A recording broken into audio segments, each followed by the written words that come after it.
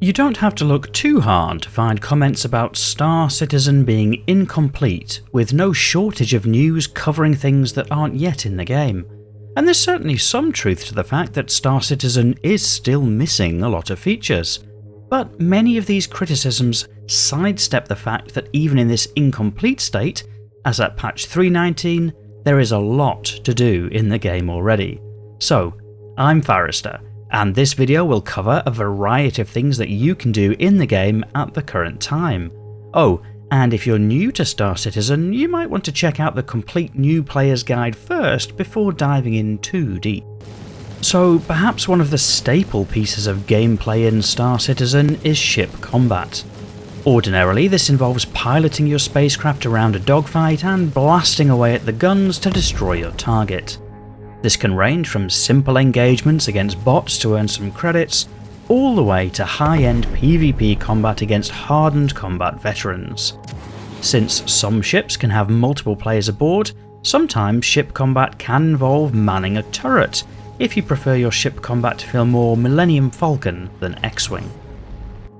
But for the situations where fancy flying skills don't cut the mustard, there's also first-person combat, taking your handy rifle, shotgun, pistol, or whatever your weapon of choice might be to clear out targets. It was hard not to say ground combat, because although much of this can be ground combat, it could just as easily include fighting in zero gravity. Oh, and if the idea of suiting up and being on the firing line seems a bit too risky for you, you could always hop into a futuristic space tank instead.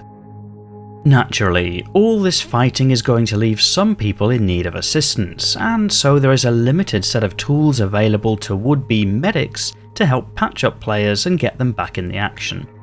And for all of those busted up ships floating around the battlefield as space debris, players can hop into their salvage ship and strip away the parts and the hull to sell for a profit. That technology is inspired by the detailed mining gameplay loop, where players can break down a variety of space rocks and take them back to sell them for a profit. That could be using a mining ship, or a ground rover, or even just a little tool carried in your hand. And it can range from being a simple rock cracking exercise to a complicated multi-person operation involving scanning and little gadgets placed on the rocks. But with all these mined and salvaged goods, somebody needs to ferry them around. Cargo gameplay has been in the game for a while, allowing players to buy stuff from point A and ferry it to point B to sell it for a big profit. These are often great big cargo ships, and that can certainly be fun for space truckers. But sometimes, if that investment is too much, to buy a big ship, to buy the cargo boxes, there's a couple of alternatives. The first is smaller delivery missions to take contracts to ferry little boxes around the different moons and planets and space stations, which can be a nice way to make a quick buck whilst exploring the sites. Alternatively, there are other ways to acquire cargo to fill up your ship, ways that some consider to be unlawful. Pirate gameplay is in its infancy, but it's now possible to use force or the threat of force to coerce a player to hand over some cargo, or to take it if needs be. Thankfully, actions have consequences, and one such consequence for those who break in-game laws could be doing some hard time in the in-game prison system. Don't worry though, for those who don't fancy doing their time, you could do some jobs around the prison for extra credit, or alternatively just find a way to escape. For the speed demons out there, Star Citizen offers some interesting options for racing, ranging from dedicated racing ships at the cutting edge, all the way down to kart-style buggy racing.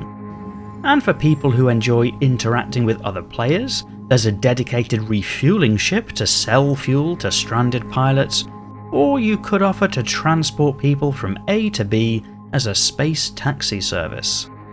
Or, alternatively, you could put all of those possibilities to one side just to explore the Stanton system, a variety of planets, moons and space stations with caves, lakes, rivers, mountains, all offer interesting destinations for intrepid adventurers who like to see the sights.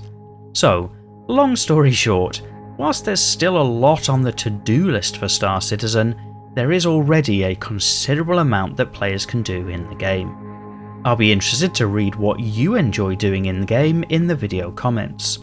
If you're not yet subscribed to the channel and would like YouTube to show you more videos like this, it's probably a good time to press the subscribe button.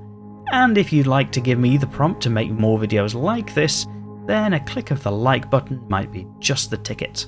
Otherwise, and as always, thank you for watching.